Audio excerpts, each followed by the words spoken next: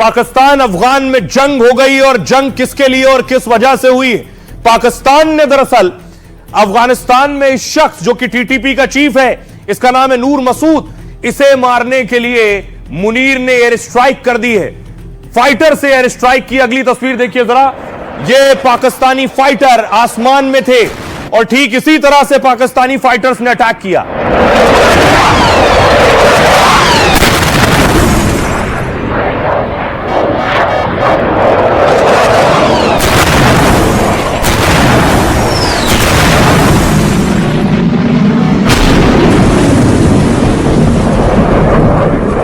ये AI generated video आप देख रहे हैं। पाकिस्तानी फाइटर्स आसमान में, फाइटर्स ने मिसाइल हिट किए और जाकर टीटीपी चीफ की गाड़ी पर गिरी है। लैंड क्रूजर गाड़ी थी जिस पर एक के बाद एक कई मिसाइल से अटैक किया है पाकिस्तान ने। पाकिस्तान को शक था कि टीटीपी चीफ इसी गाड़ी में मौजूद है।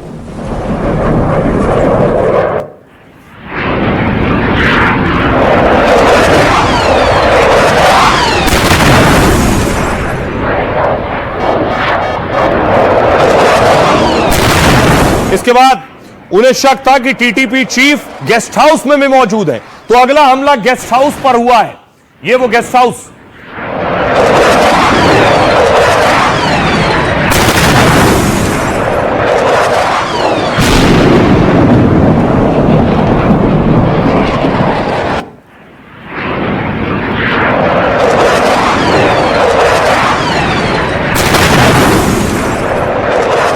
अब देखिए जरा, पाकिस्तान ने कहां अटैक किया है। काबुल में। काबुल में अफगानिस्तान को बिल्कुल इल्म नहीं था कि ये हालात हो सकते हैं। पाकिस्तान और अफगानिस्तान बॉर्डर से देखिए फाइटर उड़ा है और उसके बाद काबुल में लगभग 300-350 किलोमीटर का दायरा है, वहां जाकर इसने हिट किया है।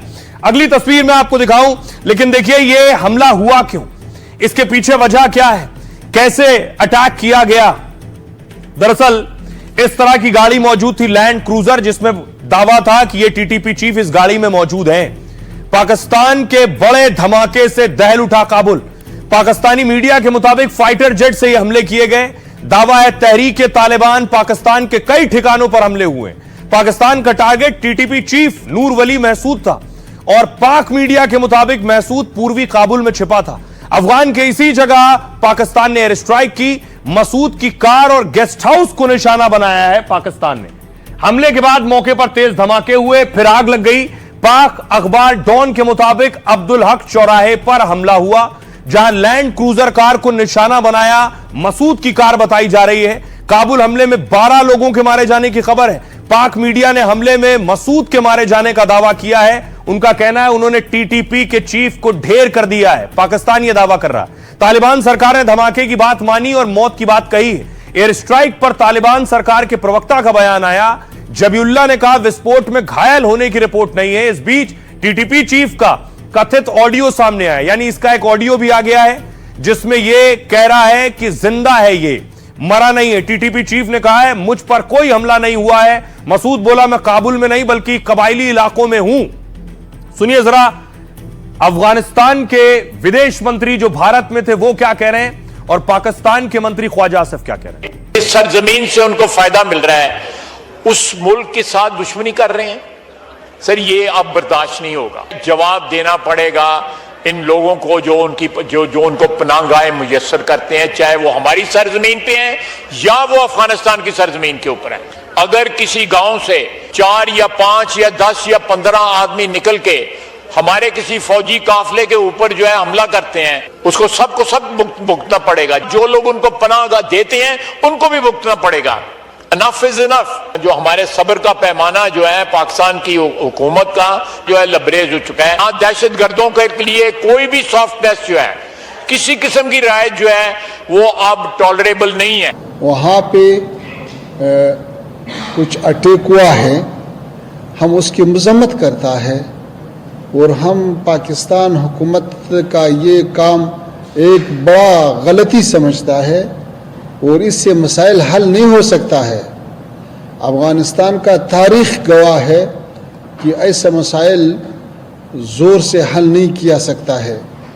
तफाहुम और मुज़ाकरात का दरवाज़ा हमने खुला है, तफाहुम होना चाहिए और जो मुश्किलात जिस ममालिक के अंदर है वो अपना मुश्किलात खुद हल करे। जो ये बात उठाता है कि अफगानिस्तान से किसी को ख़तरा है या किसी को अफगानिस्तान से अमनीती मुश्किल है, जो लोग ये बात करे वो सबूत भी पेश करे।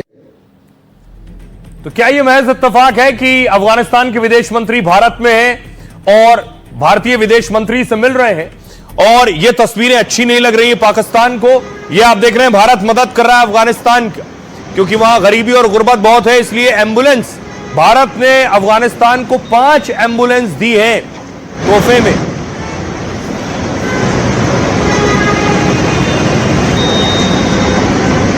देखिए जरा अफगानिस्तान के विदेश मंत्री हिंदुस्तान क्यों आए आखिर?